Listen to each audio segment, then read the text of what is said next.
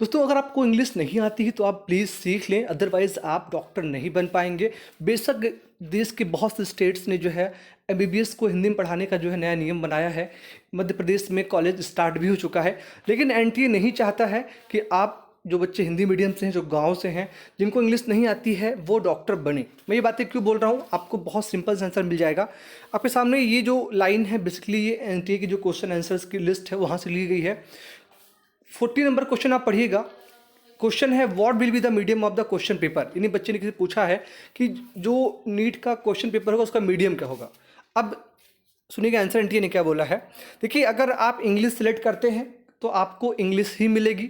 वहीं पर अगर आप हिंदी या कोई अदर रीजनल लैंग्वेज सेलेक्ट करते हैं तो आपको पेपर मिलेगा बाइलिंगुअल, यानी कि आपका regional language plus English.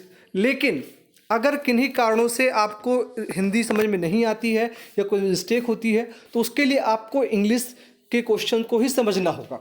Last year 3 question ऐसे थे जिनका मीनिंग, जिनका क्वेश्चन का पैटर्न हिंदी का दूसरा था और इंग्लिश का दूसरा था। एनटीए ने जो आंसर सही माना था वो था इंग्लिश पैटर्न को।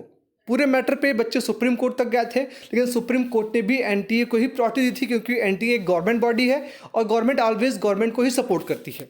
इसीलिए एनटीए ने बहुत क्लियर कहा कि अगर कोई मिस्टेक होती है तो आप इंग्लिश ट्रांसलेशन को ही देखकर आंसर दें। अब जिन बच्चों को इंग्लिश नहीं आती है तो वो तो फंस जाएंगे ना। लास्ट ईयर 3 क्वेश्चन मतलब 12 नंबर, 12 नंबर मतलब कम से कम आपसे आगे 10,000 बच्चे हो जाएंगे अगर आपके 12 नंबर कम हो गए।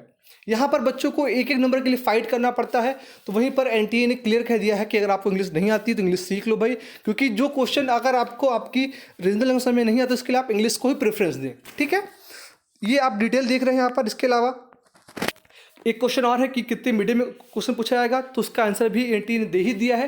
लेकिन इंग्लिश कंपलसरी है। आप बेशक गांव से बिलोंग करते हैं, आपकी बेशक मदर लैंग्वेज हिंदी है या फिर कोई अदर रीजनल लैंग्वेज है, लेकिन आपको इंग्लिश समझ में आएगी तभी आप नीट एग्जाम में अच्छा स्कोर कर पाओगे।